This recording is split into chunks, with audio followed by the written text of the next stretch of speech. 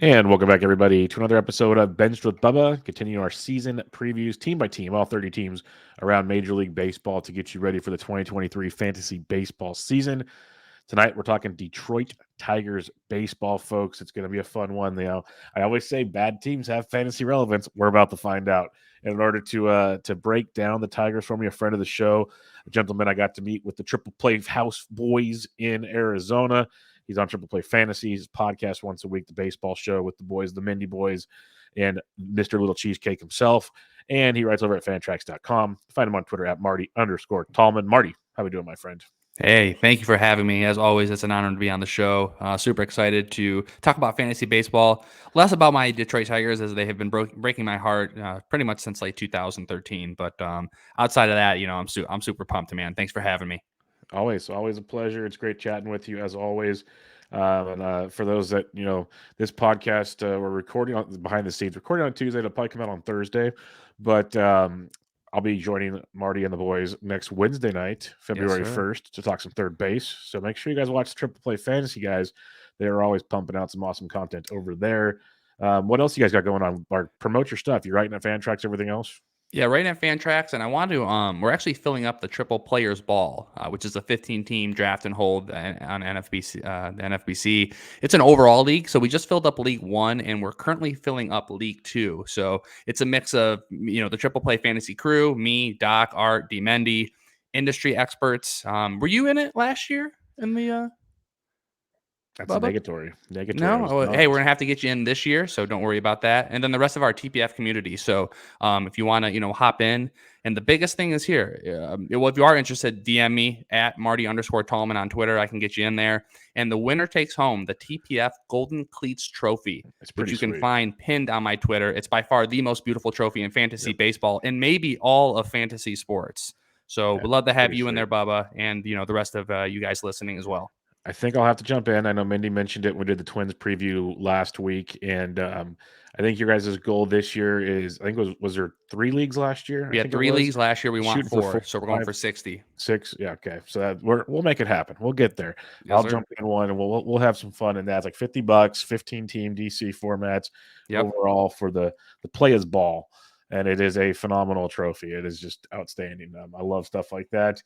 Sometimes those trophies are better than I'm taking home a couple bucks once in a while because they say flags fly forever. That trophy will sit, if I win that thing will be right here on every show. If you're I don't know if on you YouTube. saw, but the guy who won it last year, he's hilarious. He put it on. He's holding it up. He looks like he's about to put it on his mantle, and he moves the picture of his kid and wife, and he puts it on the ground and replaces it with the TPF trophy. It's absolutely incredible. That's outstanding. That's the kind of stuff I'm talking about. Yep. Like I keep saying, every once in a while Twitter comes through. That's good stuff right there. Yep. So enjoy it, folks. Well, there might be more laughs on the show. We'll find out here in a bit, but we're talking Detroit Tigers fantasy baseball relevancy because we don't want to talk about real life relevancy. Let's talk fantasy baseball. So we're gonna go hitters. We're gonna go pitchers as usual. I'll reference NFBC ADP from like January 1st, give or take. Most of these guys are going to come later in drafts. And let's just start with the guy that I know I've been all in on for years, not in on him this year. But it's like intriguing because you hear some people talk about Javy Baez. Yep. And when you actually talk about Javy Baez, I'm going to have an ADP of like 165. Way different than we're used to with Javy Baez. So what do you think? And like, it finally caught up with him last year, but was it just the first year in Detroit? Is it that ballpark? Is Javy breaking? What are you thinking? Well, yeah, and I wanted to start off by saying the Tigers organization, just in general, is a team in transition. So we have a completely new front office and a completely new set of hitting coaches. We were like top 5 or bottom 5 worst hitting teams in all of baseball. Every single person you can think of on the team was terrible. And I don't say that like lightly. They were absolutely terrible. So the good news about all of the Tigers this year is that they're super cheap. The bad news is none of them are really that good. And I think the biggest move that they made is the new dimensions of Comerica Park. So, they brought in the center field by 10 feet, but more importantly, they lowered the right center field wall from 13 feet down to 7 feet. So we should see a little bit more home runs. Spencer Torkelson and Riley Greene both hit balls last year that went 425 feet from home plate, and they were both flyouts. which is just absolutely ridiculous. So overall, we should see an uptick in offensive numbers due to a brand new set of hitting coaches and a little bit smaller of a park. So back to Mr. Baez. So roster resource has him hitting second in the lineup. So plenty of at bats. We know how much they paid him. They paid him everything. So he's going to be constantly playing no matter how bad or good he does. And I wanted to ask you something, Bubba. You want to hear something depressing? Sure, why not? Sure. Baez is projected for the highest batting average for the Detroit Tigers, according to the Bat X. Yeah, for the starting lineup. And that's at a 249. So Man. the highest the highest batting average. So over the Bad Axe has him for 584 plate appearances, batting 249, 18 bombs, 67 runs, 64 RBI, and 12 stolen bases. So with his ADP, he's currently the 18th shortstop off the board. He's not going to be as bad as he was last year. I think he can still provide you the 20 home runs, 10 stolen bases, and where his ADP is at, I really like him, especially if he's going to be your middle infielder. I think that's where you're going to be able to find some good use for him. What do you think? And that's sorry. What was you gonna say? No, that's it. Okay. That's kind of the thing is I make a lot of my dumb claims, like I'm out on Javy Baez in November. And then the beauty of doing all these podcasts and doing all the writing is like you start seeing things, you look at things, projections come out, and then your biases are farther away now because it's been a bit to let Your emotions biases? settle. Yeah, you Yeah. got that. Hey. We're here all night. But the things you mentioned is what I'm kind of starting to wrap my head around. It's like we always talk about roster construction and the way the drafts flow and all that kind of stuff. Well, if it works out where all of a sudden, at round pick 160, 170, maybe Baez falls to like 185 or something. You never know what draft you're in. And now he's your middle infielder, like you said. Projections have him for 18 and 12. Like, don't worry about the runs and RBIs. That's the Tigers thing. That's going to be a weird deal. Who knows? But the power, the speed, 18 and 12 is the conservative angle for him. Maybe he gets more comfortable in Detroit. Maybe things go better and he's back to like a 23, 24 home run guy with like 15 steals. Pretty darn good for a middle infielder, like you said. And so that's where I'd start sit back and okay, in that scenario, I can see it working out on my team. If he gets 240 plus, it's a win. Like we're happy with that because we all know swing and miss is coming. Like that's just what Baez does. But you don't want that to stop because that's who he is. That's how he does what he does. So I was like 100% not drafting Javy Baez this year. I don't have any in my early drafts, but at least he's coming into my radar as I navigate drafts differently as the draft season goes. So I'm with you on that. As a middle infield option, I can see it happening. You got to be healthy. You have to say you're not going to draft Javy Baez, or what are you doing? You know what I mean? You're setting yourself up for failure. But if he falls down at, around pick 200, you're not going to take him there. He has upside, especially with all the plate appearances he's going to have in Detroit. It's like the $1 Million Man says, everyone's got a price. Exactly. So let's talk Riley Greene. This is the one coming out of camp last year. Everyone was pumped on it, gets hurt. So he misses a good chunk of the season. Really never seemed like he got comfortable after that. He's projected to be the dude hitting in the middle of that order this year. You mentioned the fly ball that he did not get a home run on. How are we looking at Riley Greene? He's got an ADP closer to 200 right now. Yeah, so Roster Resource has him batting third in the lineup. Bad X projections have him for 584 plate appearances, batting 244, 13 bombs, 7 stolen bases, 65 runs, 55 RBIs. You kind of touched on it. Coming in the last year, I mean, spring training hit a bomb off Garrett Cole. He was looking good. He got some helium in his ADP, and then he fractured his foot.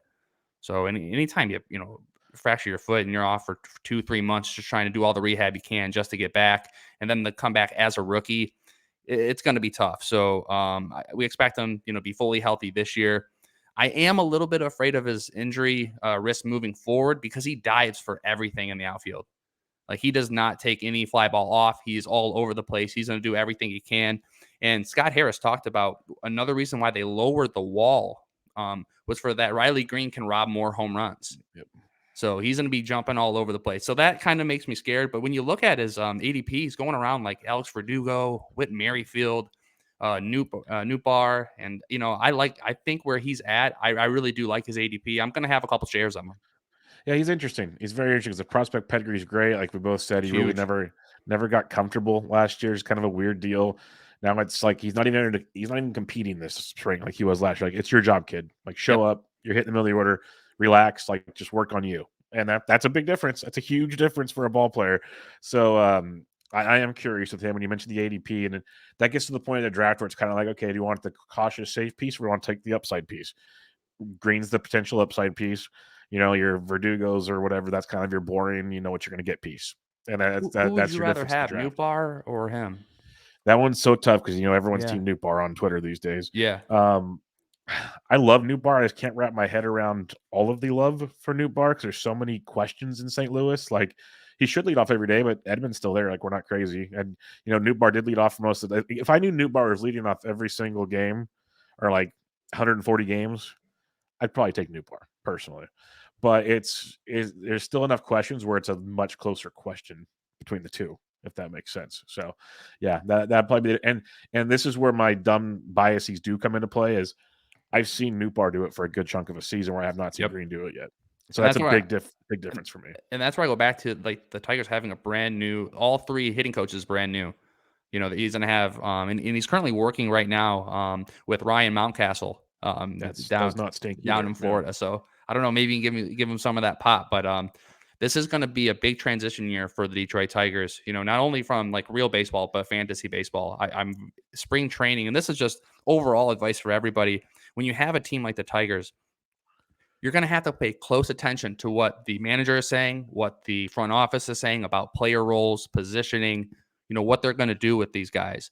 Because I think in the industry, we do this as well. It's like we focus on ADP, we focus on what everyone's doing in our little bubble. But there's this thing called real baseball. And Yep. like, we're going to have to see, what are they going to do with these players? How are they going to, what are their roles going to be? Riley Greene's cemented. We don't have to worry about that. But as we get further down in this Tigers teams, there's nothing but question marks. Yeah, 100% with you, and that's what makes it fun. Like, I made the joke at the beginning, but I've said it for years on my show. I love bad teams because there's good fantasy value throughout them. They're still going to score runs. They're still going to do things that you don't have to pay a premium for them. And then if they hit that next level, it's gravy. And so that's what's kind of fun about some of these guys. And, you talked about maybe Mountcastle can give Greene some pop. Maybe he can go see Austin Meadows because I know it was only 36 games last year, but goose egg, 0 home runs for Mr. Meadows. And obviously he got injured and missed most of the season after that. But ADP of 278, we've seen it in the past. Decent speed when healthy. There's 2 like fullest seasons. He's at 27 and 33 jacks. Average is always kind of a question with him, but when healthy, he's a decent ball player. It's just been inconsistent. So how do you look at Austin Meadows this year? Protected to lead off. Yeah, and last year, not only was it like several injuries, but also mental health issues. He was Yeah. having a tough time, and we don't know. We can't peel back the curtain to see what was going on with him. But he talked about it. He released a press statement, and he was struggling, with his health, mental health, and everything like that. So obviously, we all wish him the best from a human perspective. And when you can take care of yourself, that's when you can actually start to do really, really well, physically. So hopefully, that's what we'll get. Bad Axe has him for 15 home runs, 5 stolen bases with a 242 batting average. Yeah, as you said, he's leading off, and he's being drafted around Jesse Winker, who kind of has the same kind of questions marks with what kind of person he is, his neck surgery. Trey Mancini, aka Trey Boo, was it Boo Boo? True boo boo. Your boy. So he's hovering around there with Meadows having the full. He's gonna have all the plate appearances. His role is solidified. From what he can possibly offer you, we'll never get back to the bouncy ball year. Where he hit 33 home runs.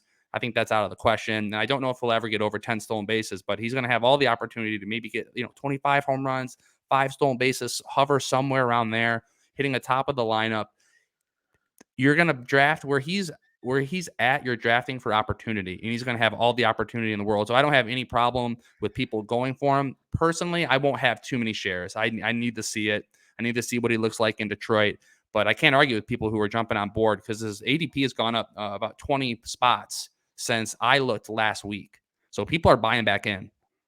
Yeah, and I completely agree with what you said. Like, I can see why people want to buy back in. I'm not one of them. I'm just not. For many reasons you mentioned, I'll pass. I'll take the L. I have no problem taking L's on certain guys. I'll do it if he does well. Awesome. I'm just going to pass in that scenario and hope he does well, and then we'll talk about him in 2024, Yep. and that'll be fine there. But I'm just not gonna do it at that point in time. Now, this is a guy. All his fantasy people we always write up or discuss on shows are my guys at the end of draft season. Jonathan Schoop was my guy at the end of draft season because it wasn't expensive. He can get you corner infield or middle infield. Like, the flexibility was great. If you look at his track record, it was like 20 plus home runs, 270-ish average, like year after year after year. Throw in a couple bags, do this, do that. Nothing crazy, but Just consistent power, good average, decent like runs and RBIs for where he goes in drafts.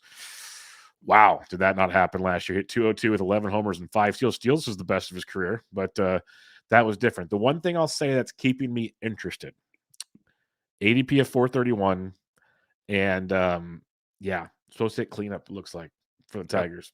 So those two things combined at that ADP, hitting cleanup, can't get any worse than last year. Like, I'm kind of intrigued. What's your thoughts on Schoop? Well, I'll put it this way: I just took him in the 30th round of the FPAS draft and hold. So Beautiful. You're in. yeah, if you get him in the 30th round, he's a body. He's projected to play as much as possible. He's my third second baseman on my roster, my backup middle infielder, which I think that's something you want. If you're like in a standard 15-team league where they're going to be doing ad drops and stuff, I wouldn't even bother. But in a draft and hold DC, he's somebody that like you said, he's going to have plenty of playing time, batting fourth in the lineup. No one's going to want him, so I don't think they're going to move him. So I think he'll hit closer to his projections. He's Bad X has him for 14 home runs. Around 238 batting average, only 2 stolen bases, 52 runs, 56 RBIs. Like you said, if he's at the back of your roster, I think he'll be somebody you can slot in there. Yeah, gaining the edge. I've been doing like later round draft and hold targets, and I've done all the infield now. I think actually did shortstop drop today on Tuesday, and Schoop I wrote up at first base. I'm just for the draft and holds. You just want plate appearances. You want playing time, and you get a guy like Schoop hitting cleanup that literally should play 130, 140 plus games, and that's just gold in those formats. And if he finds any sliver of his past success, you're money ahead. So that's kind of what I'm looking at, like at the price. If he was going around like Austin Meadows prices, I'd probably be out. Yeah. But we're talking past pick 400, 450-ish. We're in that range. And middle infield is shallow, man, especially when you get it past that 25th round in a 15-team league. I mean, the other people you're looking at are even worse. Yeah. So at least he's somebody with a role at that point. Exactly. 100% on that one. Let's go to the catcher. Might be one of the better fantasy relevant players on the Tigers outside of like Greene and Baez is Eric Haas. Don't say that. It's true, but I've always loved Eric Haas. He's like catcher outfield eligible forever. Now he's just catcher only. But when he was catcher outfield eligible, it's because they had so many catchers in the way, they wanted to keep the bat in the lineup. Well, now they kind of got rid of some of those catchers in the way, and it looks like we're going to get some full-time Eric Haas behind the dish. It looks like. I could be wrong. You know much better than I would. So how are we looking at Eric Haas? I know we're hoping for 100-plus games out of Eric Haas, maybe 110, 120 if he can flex around the lineup somewhere. But what are your thoughts on him? Yeah, so he's going to play every time against a lefty, on the mound. And he's talked about in interviews over the last week or so that bringing the fences in is going to help him in his profile. He does strike out way too much. He's 31 years old. It's more than likely his best year in 2021 is behind him. But if you're in a DC, and you need a, as a backup catcher, you could do worse. He's hitting 6 in the lineup. Bad Axe has him for 11 home runs, 32 runs, 36 RBI. Around 312 plate appearances, so he's split in time there. But I think as the year goes on, and if he's able to lift a couple of those balls, over the fence, he's going to be playing a lot more. I don't love him, and I think I don't know if anyone could, but if he's your second catcher, I think that's okay. Preferably, I wouldn't mind him even being like your third, like in a draft and hold. If he's your third catcher, you're doing good. You're doing things right. Because with catcher this year specifically, I'm going for the Will Smith. I'm going for a top 5 catcher, and then I'm going to get somebody from 10 to 15 because catcher drops off quick, and I don't want to have to be dealing with the Jorge Alfaros of the world. You know what I mean? Like I want to get my catcher and roll out. Yeah, a lot of my draft and hold type deals.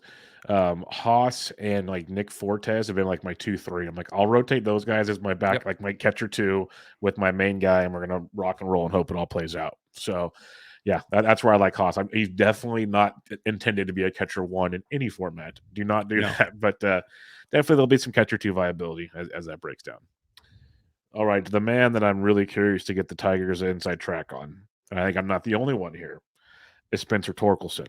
Former number 1 pick. Obviously, year 1, Rocky is the nice way to say it. Yeah, very nice. But, I'm not. Some people say I'm a mean guy. I'm really not. But the thing with Torque, it's like the pedigree is legit. You can't even say prospect pedigree because he really didn't spend a ton of time in the minors, but the college pedigree, the draft pedigree, whatever you want to call it. The dude's a legit raking. Like, he crushes baseballs. We know that. We saw him in FPAS 2 years ago. Like, the dude is amazing. I don't know if it was a rookie bump, if it was some injuries or what it was, but it seems like they're back to giving him a full go again this year, it looks like. So what's your thoughts on Torque, who's going on ADP 300 right now? Yeah, and the Tigers brass has already said they're 100% committed to him being their first baseman. There's no questions asked. Miguel Cabrera has already said he is the first baseman. So there's no questions about playing time. He's going to be there for better or worse. You already said he batted 201 in his rookie season. Obviously, that's pretty brutal, but we got to keep in mind, 24 years old. He has great pitch recognition. He does not swing at anything that's outside of the zone. So that's going to be the stuff that really carries over. Max exit velocity was in the 78th percentile, so he's already shown the ability to put the bat on the ball. And a few months back, Torkelson was talking about how he's actually really happy with his swing and his approach, and he's not going to try to fix too many things this offseason. So when I heard that, I'm like, how do you bat 201 and then say, you know what? No, I'm good. I like what I did. So go the opposite of Cody Bellinger. Yeah, exactly. Yes, exactly. So, that gives me a pause for concern. But hey, if you're getting him at his ADP, or preferably if you're not drafting with any Tigers fans, man, he's gonna drop. There's nothing from what we saw last year, unless you're in a dynasty league or something like that, where people are really buying into him. If he's going to be your corner infielder, I think that's perfectly fine. I'm not going to say I'm fully in. I watched him all year. There's nothing that really stood out. I'm interested to see his spring training. So on those, when you wait and you do your drafts that are really close to the beginning of the season, those are probably be the times where I'll hop more in on Spencer Torkelson. Right now, me and Torque, I'm sending it out until I see it on the field. It's fair enough. Fair enough. I think I'll kind of echo the sentiments I use with Greene. And this is coming from someone that played baseball for most of my life before I had to get a real job. And it's just like the experience and just the comfortableness. I said with Greene, like, he's coming to camp. It's his job. It's his. The fact that Miggy's like, hey, Torque, it's yours. Like, you're under my wing. Like, we're going to go to camp and I'm going to teach you stuff and just follow me. Like, we got this.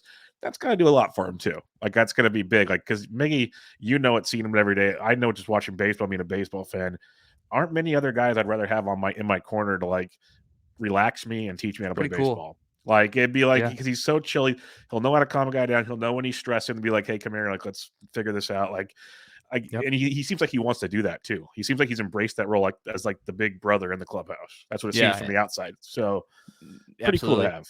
Yeah, this can be his last. This is Miggy's last season. He's gonna soak it all in. He's gonna be there to for the younger guys. And the bad X projection on Torkelson still has him hitting 16 home runs, 59 RBI, 58 runs, 235 batting average. So the batting average is low. I think he'll hit close to 250. But like I said, we got to see it first. And he's projected to hit 8th on roster resource. Maybe he starts hitting and he moves up that order, and that could be a big difference too. Because I think ideally, the grand scheme of things, the Tigers would want him in the middle of that lineup. He's got to be the 4th or 5th bat. I mean, even that number 1 overall pick, and there's no one in front. I mean, we're talking about Jonathan Schoop hitting in front of him. Exactly, I mean, that's pretty brutal. They could flip flop that spot real quickly, real fast. Wouldn't shock me. Is there anybody else? Like, they made the big trade. They got Nick for Soto. They got Nick Baton, Donnie Sands, and Matt Vierling. There's kind of like flexy, rotating guys, but maybe there's upside there. Keel Badou's back. There's a lot of like he's a platoon more often than not. Kerry Carpenter showing little signs of life once in a while. Is there anybody fantasy wise worth discussing at this point in time? I don't hate Kerry Carpenter. I think that's somebody to keep an eye on. Roster Resource has him 5th in the lineup right now. Getting him 12 home runs, couple stolen bases, nothing crazy there. Akil Baddoo, who everyone bought into after his big season a couple years ago. I think he'll play a little bit. Matt Vierling is going to sub in on the corner spots between Baddoo and Meadows. So we already talked. Meadows and Greene are the only 2 outfielders I'm really investing in. The other ones, we're just going to have to see how it plays out. There's nothing that stands out for me. I don't trust Baddoo. Carpenter, I haven't seen enough of. So it's a wait and see for all those guys. Sweet. Let's head to the starting rotation, where it's interesting here too. And we'll start with my guy who, similar to my bias thoughts, and I don't think this one's going to change. I love Erod, truly do. I think we're gonna have to break up this year because so I work with a very wise person on Tuesday nights named Toby G, Batflip Crazy, and he made fun of me all the time because I loved a guy with a whip of like 1.4 every single season. Yep. And the more I've like paid attention to things and worked on my roster construction, I'm like, he's right. And that really sucks for your team. Doesn't matter how fun Erod is, doesn't matter how many strikeouts he gets. And he wasn't getting strikeouts last year either. So that kind of No. sucked. So what's your thoughts on Erod? Like, was he just hurt? Was it a blip? Or is, 1.4 whip over and over again probably ain't a fluke. This is the most dramatic, like the most drama-filled team. Like last year, Erod just left the team at one point. Yeah, that was And I say bizarre. left the team, like the head coach and the front office didn't know why he left. Like he wouldn't talk to anybody. And then eventually it comes out he was having marital problems, and real problems back at home. And so, I completely understand that. It's crazy to sign a huge contract and then just completely just fall off the face of the earth from the team. So there's some issues there where I can understand why, where I don't, like, as a fan, I don't really trust him yet. But all those issues aside, when he did come back, he went 4-2 with a 3.81 ERA. You already talked about it. Only 38 strikeouts and 52 innings. With his ADP going, let me ask you this: he's going around Jose Quintana, Kendall Graveman, Aaron Savale, and Adam Wainwright. To me, Erod has more upside than all of those guys. You're not wrong. Him and Savale would be close to me. Like Yeah, from what we I'll saw in give the you second that. half, what we saw in the second half with Savale and the way that the Guardians do things, Yeah. that one They know how to that's develop close. pitching. Yeah, so Something the Tigers know nothing about. so those two are close because, yeah, that second half run with Erod, no strikeouts, but he still had the whip. It was just like, dude, what are we doing here? It was so frustrating. His end results, like ERA and even like just quality of starts, were fine. He has crushed you in whip and didn't get strikeouts. It was just like, what are you looking for on the squad here? And that's where it crushed you. Yeah, and Steamer has him for 169 innings pitched, 152 strikeouts with And a he throws a ton of innings. 3.93 ERA. Yeah, he throws a ton of innings. If he would just lower the whip to like even 1.25, I'd be a lot more interested. It's just literally you look at his season after season after season, it's like 1.35 to 1.45 over and over and over again. So it's just like, can only do it for so long until something changes. And maybe it is this year again, like you mentioned, not paying a premium. You could drop them real easily that way if things don't work out, or you can just figure it out at some other time. So we'll see. But I agree, the ceiling is much better with a guy like Erod. He's still young. And we've seen flashes of just like amazing stretches with him. Yeah, all of his advanced stats coming in the last year. His last year in Boston were great. That's why I was all in. I'm like, too. dude. I thought I was a smart guy. With the Comerica Park being huge and him coming it all into made sense, right? The AL Central, and then next thing you know, he just straight up leaves the team. Which, yeah, you can't call that. No, can't call that at all. That's a weird one. And then trying to come back after that and pitch, good luck. That's tough. Matthew Boyd coming home. This is kind of fun. He went to the Giants, didn't really pitch because he was still hurt. Traded on the Mariners, pitched 13 innings. Great story. I don't know how many innings he's going to throw. So I'm really I'm just going to watch from the side unless you know something I don't know. I mean, they're gonna pitch him as much as possible. Steamer has him for 153 innings pitched. That'd be quite the jump. Huge. 141 strikeouts, 4.19 ERA. So I really liked Boyd 2 years ago. When his fly ball, his home run rate's always huge, and that's something he's obviously always going to need to work on. He's still in Comerica Park, and the dimensions are still pretty good there. I'm staying completely away, though, with all that said. There's no reason to invest in him. I don't care how far his ADP, how much he's dropped. I'll look somewhere else. There's nothing that stands out. I don't care that his slider was once really good. You can't pair it with any other pitches. Dead on. The guy I'm curious about investing in is Spencer Turnbull, who had Tommy John surgery, missed all of 2022, missed a good chunk of 2021 also. But by doing that, all reports say he's ready for spring training, which is beautiful to see. Should be a full go come opening day, they're saying. He's still not going to go a full season workload because he missed so much time. Yeah. But the difference with Turnbull is what we saw before he got hurt, and he kept improving each year, was very, very nice. And his ADP is 432. So, and like your draft and holds, I'm very intrigued with a guy like Spencer Turnbull. Yeah, I'm more into him as well. I think expect somewhere around 130, 140 innings. I think that would be something we would take. He looked so good before he got injured. I had him in a bunch of leagues, and I look like the smart guy. You know what I mean? Like maybe a homer pick, but actually it all worked out there. I think if you find yourself needing, maybe your fifth, sixth, ideally maybe your seventh pitcher, you could do worse. I wouldn't mind biting into there. But I wouldn't reach for him by any stretch of the imagination. I wouldn't expect what he did 2 years ago to come back. And, we got to it's a wait and see approach with him as well. Yeah, I want to see what the velocity looks like. What they always say after Tommy John. He's a spring training guy to watch. 100%. But the beautiful thing is he's, like I said, he missed basically half of 2021, a little over half of 2021, all of 2022. So it's not like they're rushing him back. He took the full time off and some. So like he's ready to rock and roll compared to where others, it's like, okay, they rushed him back, like blah, blah, blah. Makes it a little more comforting in that regard. Matt Manning is a guy we've seen like some highs and some definite lows from time to time. Any interest in him? I do. Here's the guy that if I'm taking a dart throw on one of the Tigers pitchers, it's Matt Manning. I'm planting my flag for better or worse. When he was healthy last year, he was effective. A 3.43 ERA, which was the lowest of any Tiger with at least 10 starts. 3.78 FIP, which is only second to Scooble. He posted 5 quality starts in his last 9 outings. His walk rate was down. Home run rate was down. His strikeout percentage was up a little bit. His fastball is a lot more effective. And even though he's using it more than half the time, and his slider became a really good swing and miss pitch.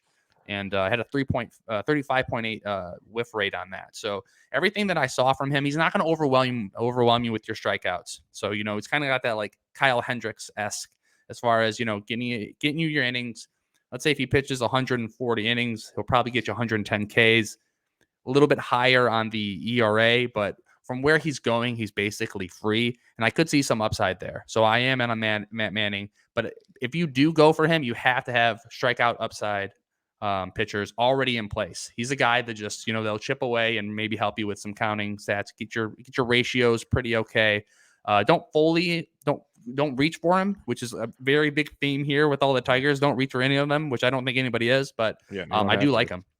Yeah, that's the beauty. Like almost all these pitchers, Erod's like a 340 or 50 ADP. These guys are all in the mid 400s. So like literally, these are just pieces to build depth on your rosters and DCs, or waiver wire fodder in a fab league. Like it's a beautiful thing to keep in mind. I remember Manning would stream off and on all of last season. Like there were times where he was very, very valuable, especially in the second half, like you mentioned. So I can see some of that playing out as well. Michael Lorenzen rounds out the rotation. Is he in play, or is there any other starters we should keep an eye on potentially throughout the season? No, Lorenzen would be the last guy. Steamer has him for 145 innings pitched, 118 Ks, 4.33 ERA, similar profile to Matt Manning. I'm going to stay away. I just don't see a reason to go for it.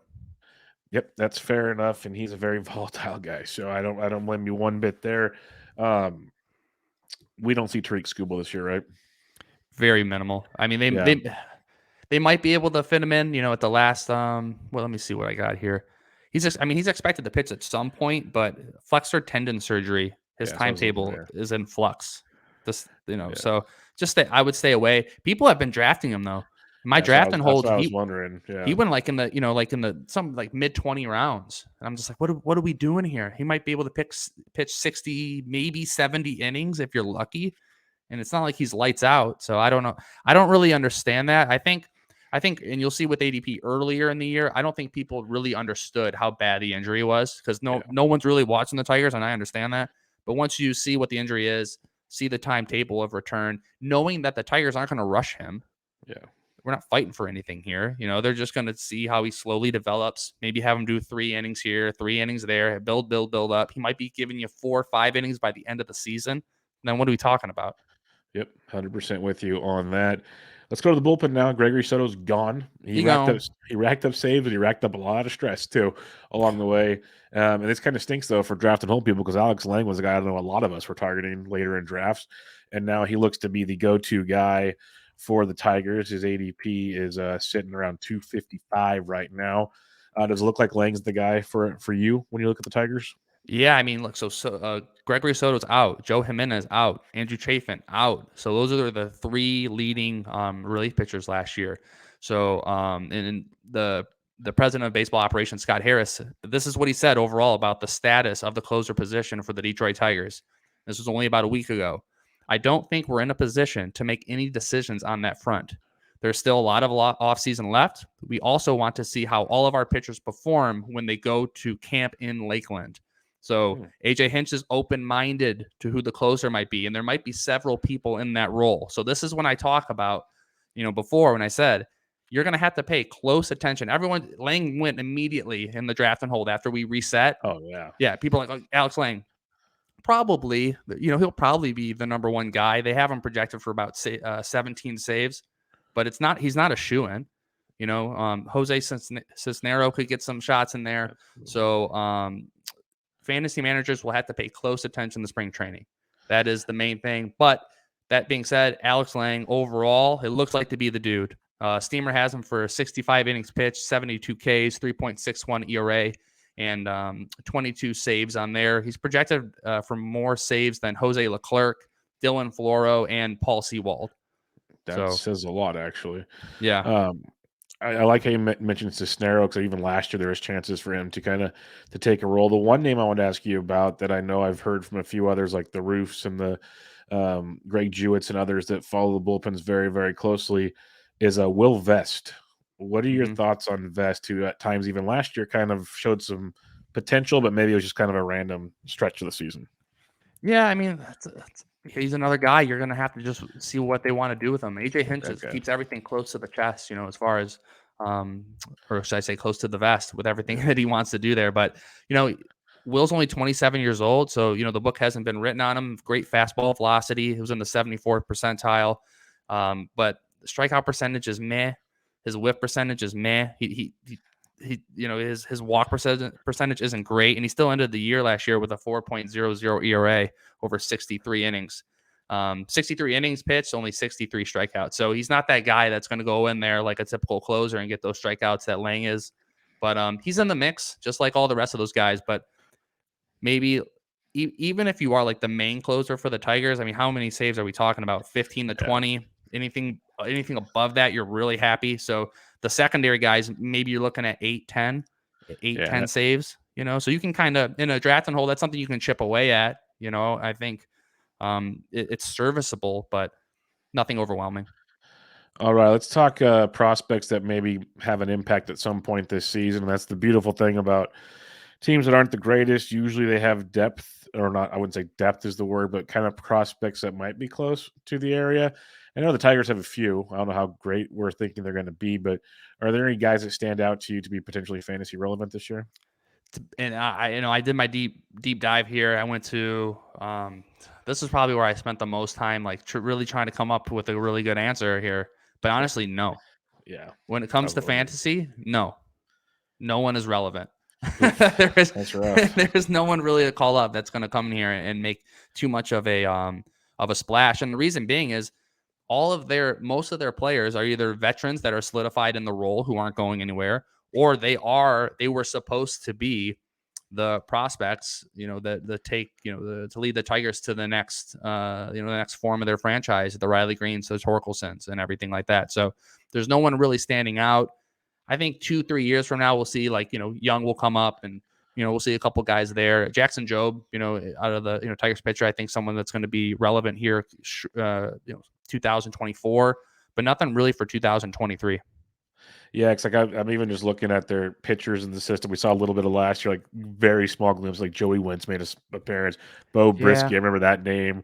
Alex Faedo, Zach Logue, but none of them are world beaters by any means. I like Faedo, but he's coming off hip surgery, and he's going to take a little bit to get back. He's down there in Mize. Obviously, he's another guy. Coming off Tommy John. Back. Yeah. So the roles are already filled with either injury guys or guys that are up now who are struggling. So the farm's empty, and just like 2-3 years ago when you talked about the Tigers farm system, everyone was so bright and optimistic, and you see what happens with teams that really don't have good development. Yeah. Everyone's taken a step back, since then. Let's just say for some bad reason Eric Haas gets hurt. What about Jake Rogers? I mean, he's been up before, Jake's fine. He's defensive first catcher. I was hoping Dylan Dingler from Ohio State would provide a little bit more pop there. And so I think to see him in the next year or so, but I mean, Rodgers will. Let's say if Rodgers got the full gig, we're looking at maybe 8 home runs, batting So, 220. Martin Maldonado. Yeah, yeah, that's what it is. So, well, I was just trying to find a glimpse of hope somewhere, I know but I was we're all grasping. trying to do that here in the D, and Hey, that's Giants are yeah. gonna have a rough year too. If it makes you feel any better, the offseason sucked in a It big, won't big make me way. feel any better. The Giants beat us in the World Series. Well, The I was there. I was live the game. Pablo went deep 3 times. I wasn't gonna bring it up. You brought the World Series up, so Dude, every time the only saving grace with the Giants is that I played on them in Little League and we won the World Series, or, the championship. So, there I you have go. like a Giants t-shirt, still from back in the day. So, but outside of that, dude, no, I don't feel anything bad for Giants fans. That's very fair. Very, very. Yeah. And you know what's funny too is Marty can probably still wear the shirt. Anything I wore in Little League barely fits my left leg, probably. So big difference there too. All right. We're going to wrap it up there. Tigers preview in the books. Before we head on out, Marty, remind everybody where they can find you and what you got going on. Yeah, you can find me on Twitter at Marty_Tallman. You can catch me each week on the Triple Play Fantasy Baseball Pod. We do them Wednesday nights. Bubba, it's gonna be excited. I'm excited to have you on that. And then Triple Players Ball, hit me up. Get into this, man. Come against the Triple Players and all the rest of the industry. We're really excited, and baseball is coming quick, bro. It's coming fast. Yeah, I've been scheduling out these team preview podcasts, and I do them like a week at a time. And I'm already scheduling into February, and I'm like, it's already February. Like, holy crikeys, it's flying by. It's insane that it's literally pitchers and catchers report in like 2.5 weeks. Yep. So and it's happening. I want to thank you for having me on. I always love being on the show. I'm a big fan of the show. Before I was, quote, in the industry, and now that I'm here, I love being on it. So I love everything you do. So thank you. Thanks for having me on. And I'm always here to, if you want to get depressed, we can talk Tigers baseball, man. I'm here for you. I always have fun talking to you. So next time I have you on, we'll talk about something non-Tigers related. Please. I'll make it my best. But everybody, make sure again you follow Marty on Twitter at Marty_Tallman. Always great stuff from him and the Triple Play boys. But until next time, this was Ben's with Bubba, your Detroit Tigers season preview. Catch you guys later.